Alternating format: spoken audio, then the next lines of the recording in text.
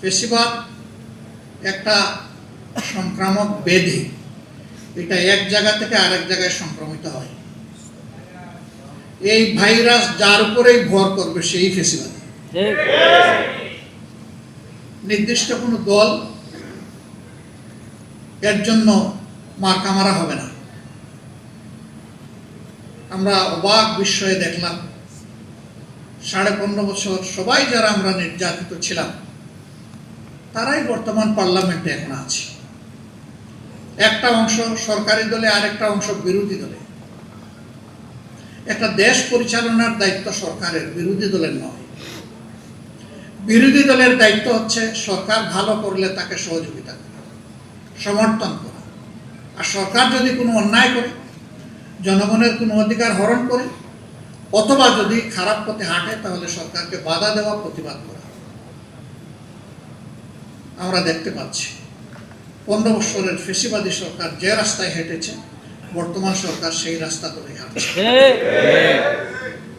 এই রাস্তা পরিবর্তন করতে হবে।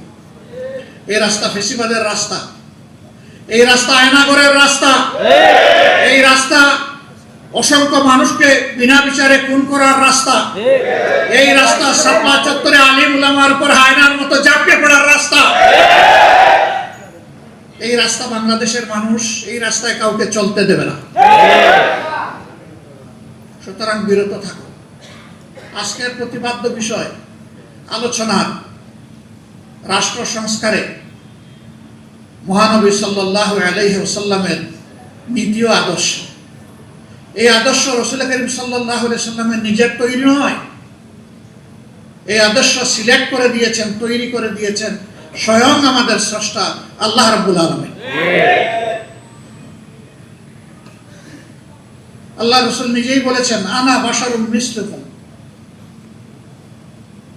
আমি মানুষের মতোই একজন মানুষ, তবে হ্যাঁ আমাদের মতো মানুষ। উনি সকলের মধ্যে শ্রেষ্ঠ মানুষ। তফাৎ কি? তফাৎ হচ্ছে আমার কাছে ওহী আসে আর তোমাদের কাছে আসে না।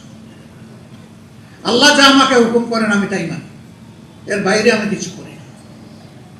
অতএব হেরা গুহার প্রথম দিনের দাওয়াত বুকে নিয়ে ওহীর সেই অংশটা, সূরা আল আলাকের এই অংশটা বুকে ধারণ করে তিনি যে ওই হেরা গুহা থেকে জবলে নূরে নেমে এসেছিলেন, ইন্তেকালের আগে তার প্রিয় গুহায় আরেকটি বার তিনি ফিরে যেতে পারেন নাই। কেন পারেন নাই? তখন থেকে তার উপর একটার পর একটা আল্লাহ তাআলার পক্ষ থেকে দায়িত্ব আসতে থাকলো। তিনি কিভাবে এই সমাজকে বদলাবেন। কোন সমাজ? যেই সমাজটি মানুষকে মানুষের স্তরে রাখে নাই, পশুর চাইতে আরো নিকৃষ্ট স্তরে নিয়ে গিয়েছে। দুনিয়ার পবিত্রতম জায়গা খানায়ে কাবা, যেটাকে বাইতুল আতিক বলা হয়েছে, আল্লাহর জন্য নির্ধারিত সর্বপ্রাচীন ঘর, এই ঘরটাকেও তারা অপমানিত করেছে। উলঙ্গ মানুষ, নারী পুরুষ ঘোরাফেরা করত, আর সেইটাকে আবার ইবাদতের নামে চালিয়েও দিত। মূর্তি দিয়ে ঠাসা ঠাসা করে রেখেছিল। তাওহীদের আওয়াজ সেখানে বুলন্দ করার পরিবেশ ছিল না, শেষ করে দেওয়া হয়েছে। নারী জাতিকে মানুষ গণ্য করা হতো না। যারা কালো তাদের কোনো মর্যাদা ছিল না। যারা দাস তাদেরকে পশুর চাইতে আরো নিকৃষ্ট স্তরে বিবেচনা করা হতো। মদ, জুয়া সেই সমাজের অঙ্গের ভূষণ ছিল। নিরাপত্তা বলে কোনো জিনিস ছিল না। মানুষের রক্ত সেখানে মানুষের জন্য হালাল ছিল। যার গায়ে বল আছে সে দুর্বলের উপর যে কোনো সময় ঝাঁপিয়ে পড়তে পারবে, কোনো বাধা নেই। সেই রকম একটি অসভ্য, উচ্ছৃঙ্খল সমাজকে আল্লাহ তাআলা তার প্রিয় নবীর সোহবতে এবং তার হেদায়েতের মাধ্যমে দুনিয়ার সবচেয়ে সভ্য জাতিতে পরিণত করেছিলেন। হযরতে ওমরের মতো মানুষ, তিনি বের হয়েছিলেন আল্লাহ রাসূলকে হত্যা করার জন্য।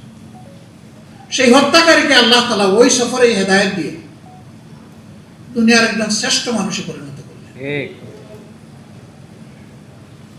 কোরআন শুধু মুসলমানের জন্য নয়, কোরআন শুধু মানব জাতির জন্যও নয়, কোরআন সমস্ত সৃষ্টির শৃঙ্খলা বিধানের জন্য। এই জন্য মানুষকে শুধু মানুষের উপর দায়িত্ব দিয়ে পয়দা করা হয়নি, মানুষকে পয়দা করা হয়েছে তামাম সৃষ্টির উপর শৃঙ্খলা বিধানের দায়িত্ব।